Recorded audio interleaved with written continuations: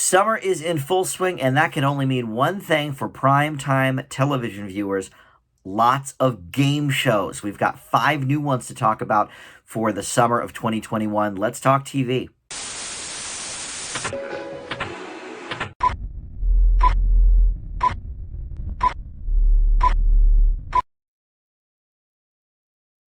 Hey guys, Dan here, and this is Dan Reviews It, a special edition of our TV news and reviews. No news, we're going to get right to the reviews because it's all about game shows for this special review episode.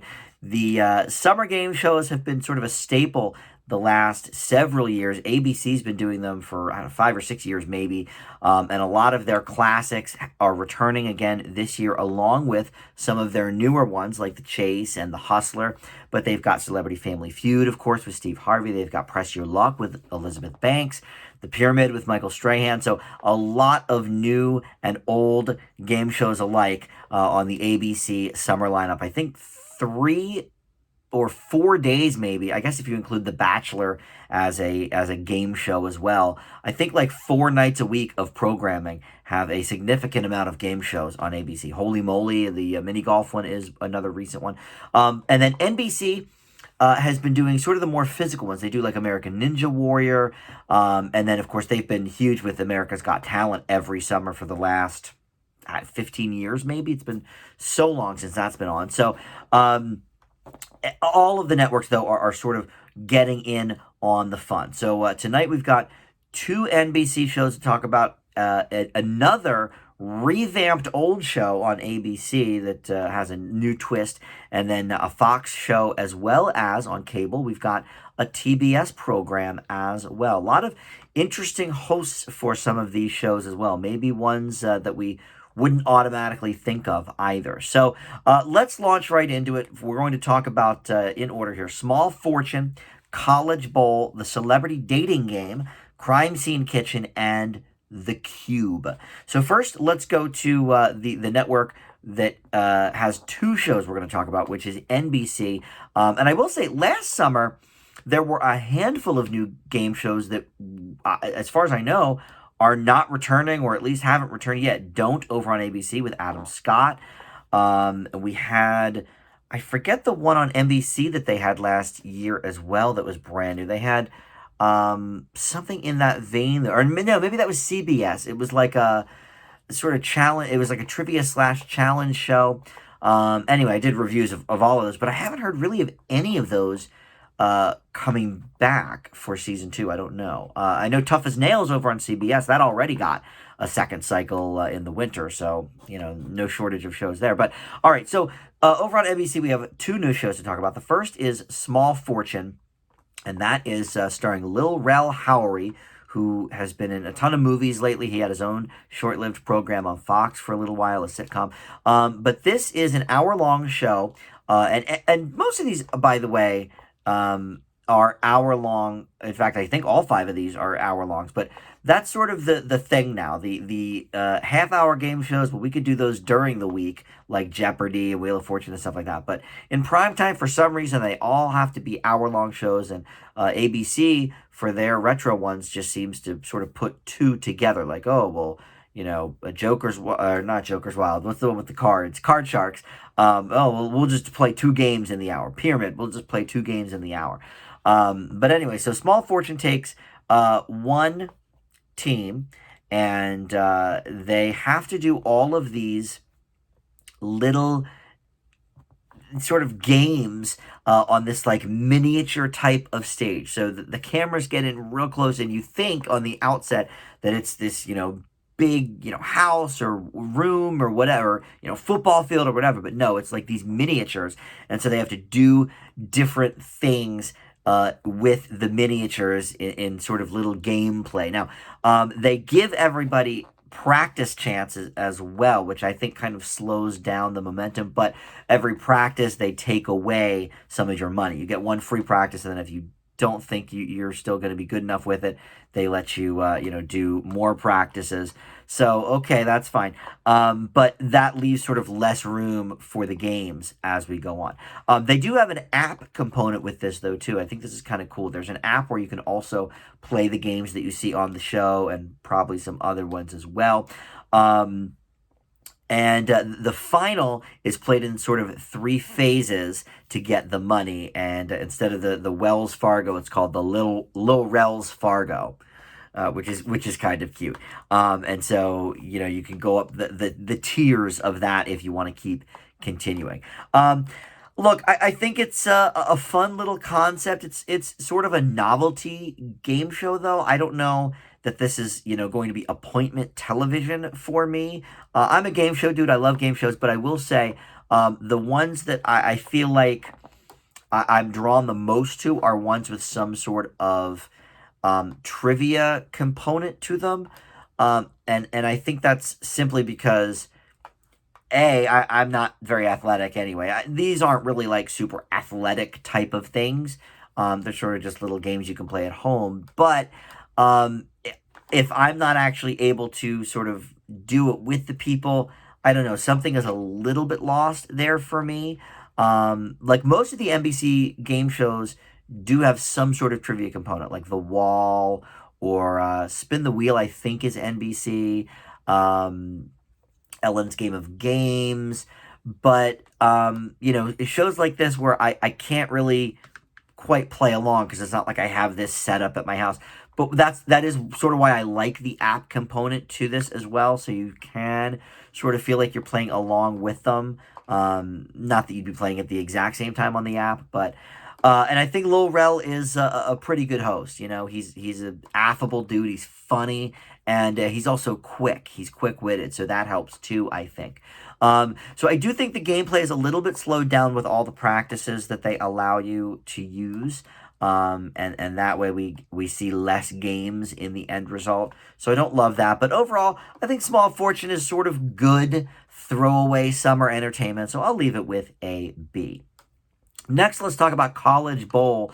Now, this is all about the trivia. But it's also, like a lot of the ABC shows, a reboot. This dates back to the 1950s on NBC Radio, where they did something called College Quiz Bowl. And then in 1959, it aired on CBS on television, and then later went back to NBC for the television show. So, but it's been off the air for decades, and I think they've still been doing college bowls, just not really a televised version of them. I could be wrong about that, but I think they still were doing them in the interim. But look, with all the COVID stuff slowing down production of shows and game shows doing well in the summer anyway, all of the networks were sort of flocking to like material either they already had or creating new ones. So this one is hosted by Peyton Manning and his brother, not Eli, who's the one I know, Cooper Manning, which I didn't know. I only thought there were 2 Mannings, but there's 3 apparently. Eli's not a part of this, but Cooper is the other one. He's sort of like Peyton's the host, and Cooper's sort of like the sidekick, I guess. He doesn't ask any of the questions. He just is sort of there to, act dumb and, oh, what's your favorite Ice Cube song? Oh, I'd say Ice Ice Baby, Peyton. And it's like these horribly like scripted things that are terrible. But this is interesting and unique in the fact that unlike almost every other show of this kind on NBC for the game shows, except for America's Got Talent and I guess maybe American Ninja Warrior, I don't remember. This is an ongoing series. So it's actually going to go in sort of the March Madness bracket fashion, where they're going to have all these colleges team off against each other. And here they play 2 complete games in an episode as well. So you see 4 colleges in one episode, and then two of them automatically will move on to the next round, and then the other two will sort of lay in wait for this wild card round, and the two highest teams that don't make the automatic semifinals will get those positions. So it is something that you may have to keep up with along the way. There's going to be 10 episodes of this total, which I think is sort of hit or miss during the summer because people are taking a lot of vacations and stuff. And now, of course, with being able to see things on Peacock the next day or Hulu or whatever, you could get away with this a little bit more now than I think you could have during the 90s or the 2000s, perhaps, when we didn't have that. But this is very, very trivia heavy. Rapid fire questions. In fact, towards the end of each game is a 2-minute sort of lightning round where they're just asking a ton of questions, like maybe 18, 20 questions in that 2-minute period. So each team has 3 members, and they're all from the same college, and they pick like a leader. And in certain rounds, like they're the one who has to ring in, although everybody can sort of debate the answers as they go along. But the worst part to me about this, to be honest, are the hosts. I think Peyton Manning is okay, like when he does those, was it Nationwide, I guess, the commercials where it's him and Brad Paisley, and here's Peytonville or whatever, and it's like so corny. But I don't know, there's something kind of endearing about those commercials. I do kind of think they're funny, but as a host, he's like all right, but the Cooper Manning part is just horrible. It's so rehearsed and unfunny.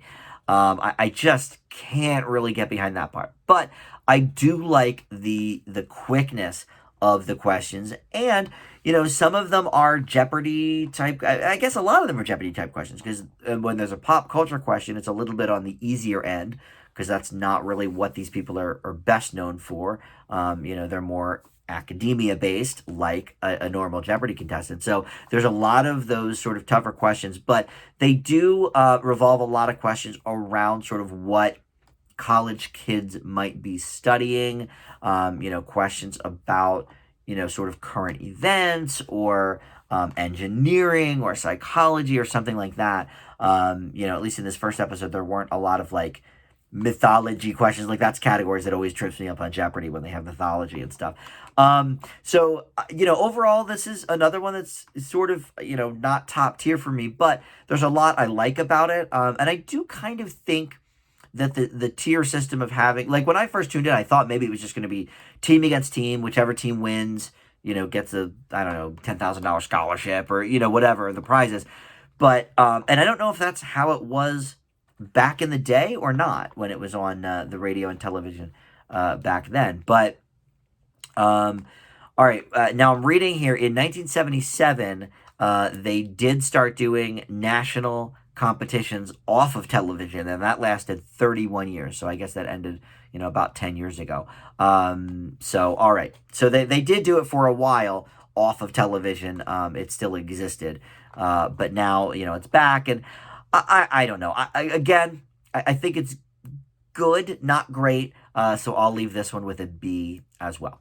Up next, we get to the Celebrity Dating Game, and this is over on ABC. Obviously, this is another one of their classic reboots where they sort of redesign the old stage and everything. The dating game stage was so simple anyway. This was one of the Chuck Barris shows, and it was on ABC for a good 20 years, or maybe even more. But now it is hosted by Zooey Deschanel and Michael Bolton. This one is a twofer. Michael Bolton is sort of there to offer up some song selections and singing to the 3 bachelors on the other side of the wall, some facts about who their mystery celebrity is, so they can try and maybe narrow it down to who is on the other side of that wall. And I think it's pretty corny with that, and I think Michael Bolton actually seems a bit stiff when he's bantering. When he's singing, obviously that's his forte, and look, the guy's got a golden voice, everyone knows that. As they say in Office Space, I celebrate the man's entire catalog.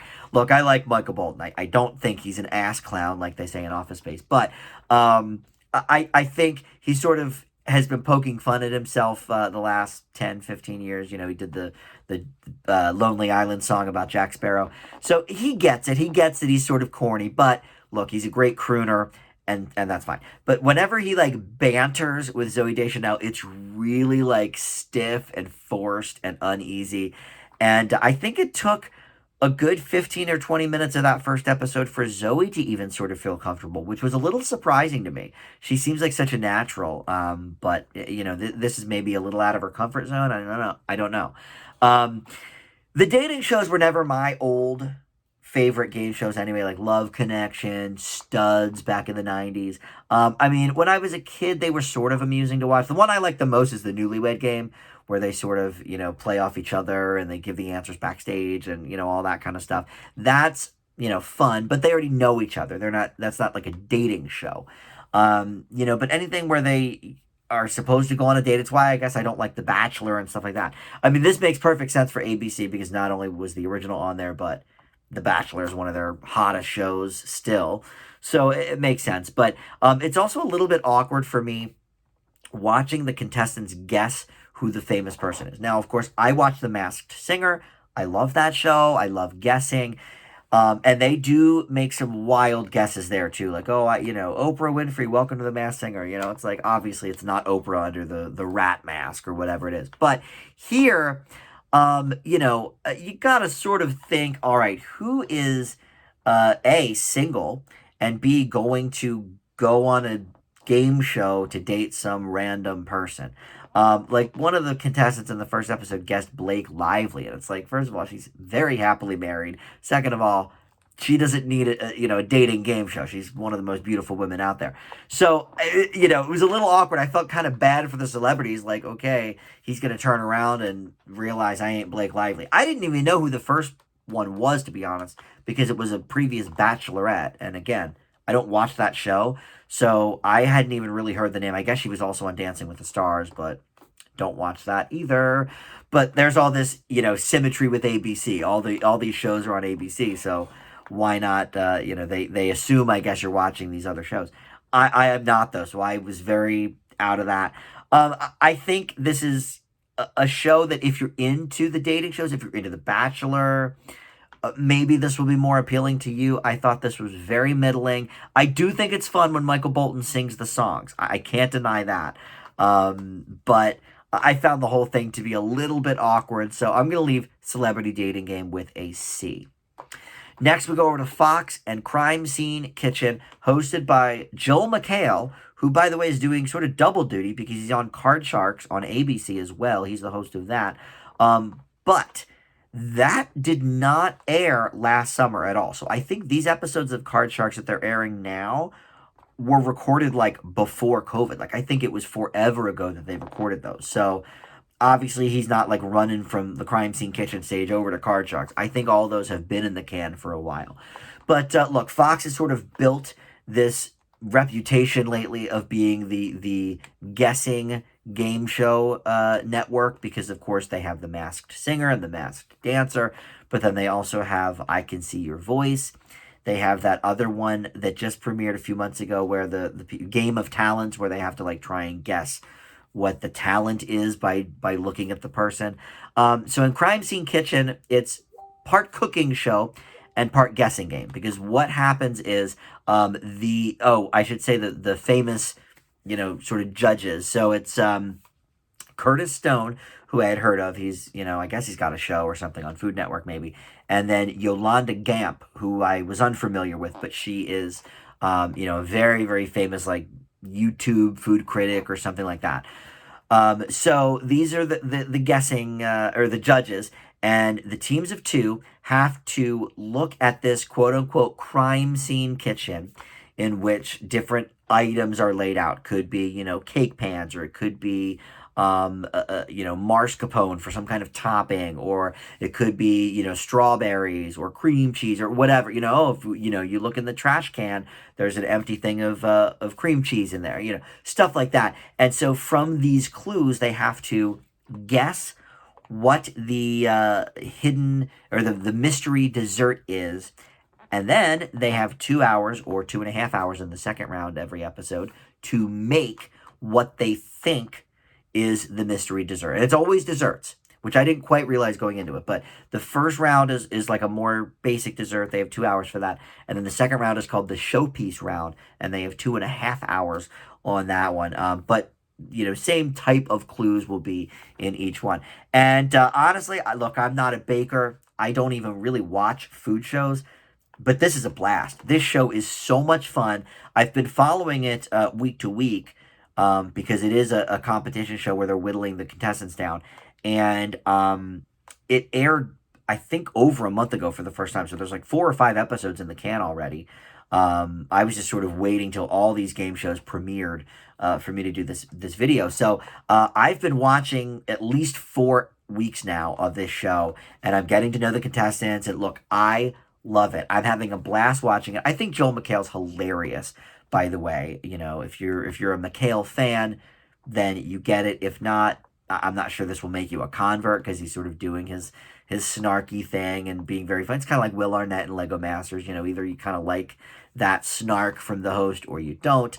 I personally do. And, he's got a great rapport sort of with the contestants as well, sort of at once making them feel at ease and also a little bit nervous that maybe they're not making the right dish.